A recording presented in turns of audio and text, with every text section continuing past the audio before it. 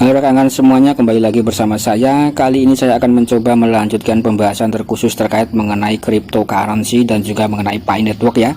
Di sini ada informasi yang cukup mantap sekali berkaitan dengan cryptocurrency atau perkembangan daripada kripto yang ada di Indonesia. Di sini langsung dikutip melalui Detik Finance yang terupdate ya pada tanggal 20 Januari kemarin. Yang mana di sini memastikan bahwa Bapeti di sini memastikan Indonesia itu punya bursa kripto ya pada bulan Juni mendatang rekan-rekan. Ini adalah informasi yang cukup mantap sekali ya, dan tentu saja di sini ketika Indonesia sudah resmi memiliki bursa kripto, bukan tidak mungkin nanti ketika Pi Network melangsungkan fase open mainnet ya, Pi Network itu juga bisa dilistingkan dalam bursa kripto ini ya rekan-rekan, dan kita tinggal tunggu saja. Kemudian di sini juga disebutkan ya, Bapeti di sini diberi PR yang cukup banyak oleh Menteri Perdagangan atas nama Zulkifli Hasan atau Julhas. Salah satunya di sini adalah untuk membuat bursa kripto ya, yang targetnya di sini beroperasi pada Juni 2023. Kemudian di sini juga kepala dari Bapeti atas nama Didit Nurdiatmoko di sini menyanggupi instruksi tersebut.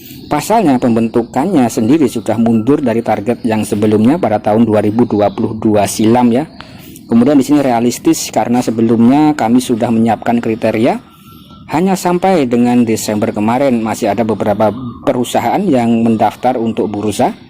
Ini kata daripada beliau rekan-rekan dalam acara penutupan rapat kerja Bapeti di Senen di Jakarta, Indonesia ya.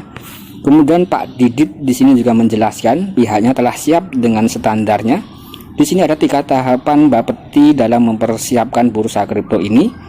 Dan juga di sini Pak Didit mengaku progresnya saat ini masih belum melewati tahap yang pertama. Kemudian di sini juga disebutkan ada beberapa persyaratan standar yang harus dipenuhi. Kalau ini atau indikator telah dipenuhi, step berikutnya ada semacam menjalankan operasinya, tapi secara shadow sambil menunggu atau dipantau ya. Artinya di sini kriteria teknis tadi jalan atau tidak, ini kata beliau. Kemudian di sini Pak Didit juga menambahkan pihaknya akan mulai memastikan jajaran perusahaan mulai dari staf direksi hingga komisaris ya. Namun ia menekankan pihaknya tidak akan membentuk bursa kripto melainkan ekosistem perdagangan aset kripto secara menyeluruh. Jadi di sini beliau menekankan pihaknya tidak hanya membentuk bursa kripto saja ya, tapi juga ekosistem perdagangan aset kripto secara menyeluruh. Ini jauh lebih mantap ya rekan-rekan, ada ekosistemnya ya. Kemudian Pak Didit juga mengatakan kurang lebih ada sekitar 3 perusahaan yang akan mendukung ekosistem ini dengan posisi yang harus terpisah dan tidak boleh terafiliasi. Perusahaan akan mendukung pembentukan ekosistem terdiri dari bursa, trailing berjangka, dan juga depository. Kemudian tidak hanya bursa kripto saja, PR yang besar lainnya yang ditargetkan rampung pada bulan Juni 2023 ini antara lain membuat harga acuan minyak sawit ya. Ini sedikit keluar dari pembahasan ya rekan-rekan. Nah, tapi di sini tidak apa-apa ya. Yang penting di sini informasinya cukup mantap sekali. Kemudian di sini kalau kita lihat ya rekan-rekan, atau kalau kita selesaikan artikel yang ada di sini ya. Nah, di sini tugas besar daripada Pak Didit ya yang ditargetkan rampung 2023 di sini antara lain juga membuat harga acuan minyak sawit ya. Dan di sini tenggat waktu untuk penyusunan rancangan peraturan pemerintah atau RPP soal pemindahan, pengelolaan dan pengawasan aset kripto dan perdagangan derivatif ke OJK ya. Jadi kalau kita lihat sampai di sini ada semacam 2 informasi penting ya rekan-rekan pada bulan Juni nanti ya. Yang pertama di sini pada bulan Juni pastinya Indonesia sudah memiliki bursa kripto atau market kripto tersendiri. Kemudian di sini juga disebutkan ya bahwa untuk peraturan mungkin ke depan untuk pengawasan aset kripto dan juga perdagangan derivatif ya, ini akan berpindah dari Bapeti ke OJK ya rekan-rekan. Jadi nanti di sini OJK akan membawahi daripada aturan atau regulasi kripto di Indonesia ya, menurut informasi yang ada di sini ya rekan-rekan. Dan sebelumnya dipegang Bapeti dan kemudian akan berpindah ke OJK ya, atau Otoritas Jasa Keuangan ya, menurut informasi di sini ya rekan-rekan. Kemudian di sini kalau kita lanjutkan lagi ya menyangkut daripada RPP tersebut, Pak Didit juga menyatakan tingkat waktu penyusunan atau penyusunannya dibatasi hingga 6 bulan sejak Undang-Undang Pengembangan dan Penguatan Sektor Keuangan ini diundangkan ya. Artinya tingkat waktu jatuh pada bulan Juni 2023 ya rekan-rekan.